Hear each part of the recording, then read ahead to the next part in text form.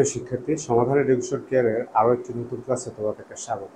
আজকের ক্লাসটিতে আমরা নবম শ্রেণীর গণিত অনুসরণী 4.1-এর 11 নম্বর প্রশ্নের সমাধান করব। তাহলে চলো শুরু করা যাক।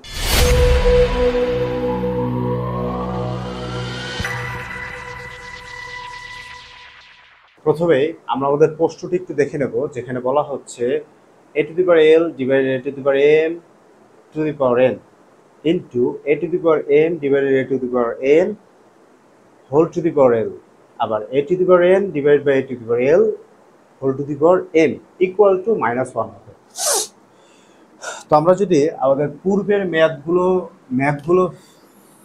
ম্যাথগুলো ফলো করি তাহলে দেখা যাবে যে আমাদের left side is equal to যা ছিল, যেমন a to the power l is equal to a to the power m whole to the power n into a to the power n a to the power l whole to the power m into a to the power m a to the power n whole to the power n। এটা সহজ আমাদের প্রমাণ করতে বলছে কি 1 হবে।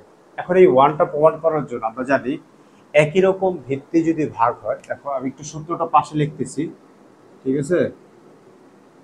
যদি আমরা দেখি একই রকম ভিত্তি ভাগ আকারে থাকে, সেক্ষেত্রে পাওয়ারগুলো কি হয়, বিয়োগ হয়। যেমন এখানে x ভাগ x a ভাগ x b আছে, তাহলে আমাদের কি হবে x two the power a minus b।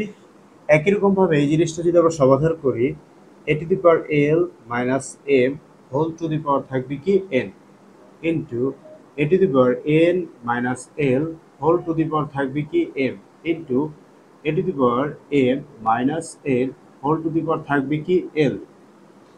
তো আমরা জানি পাওয়ারের উপরে পাওয়ার থাকলে কি হয়, গুণ। যেহেতু এখানে দুইটা পাওয়ার আছে, এই এনটা দুটোটার সাথে গুণ হবে। আমি আবারও বলতেছি,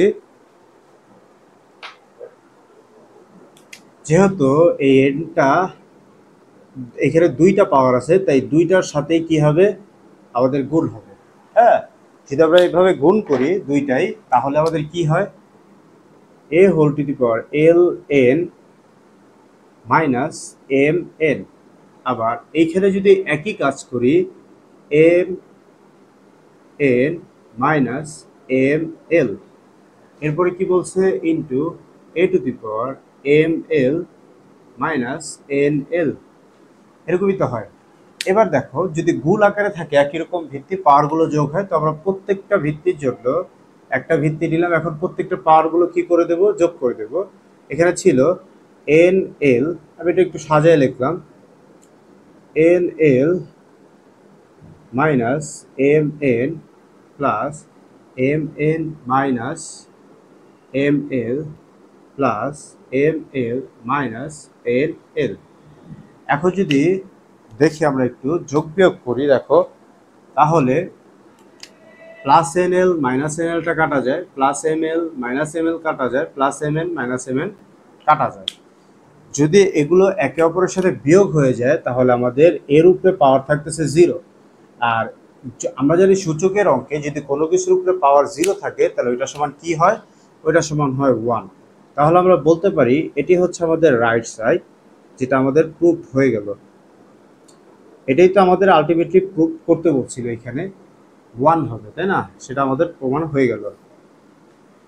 আশা করি তোমরা অঙ্কটি বুঝতে পেরেছো। যারা বুঝোনি তারা কমেন্টে জানাও, আর যারা বুঝেছো তারা লাইক করো, কমেন্ট করো, বন্ধুদের সাথে শেয়ার করো।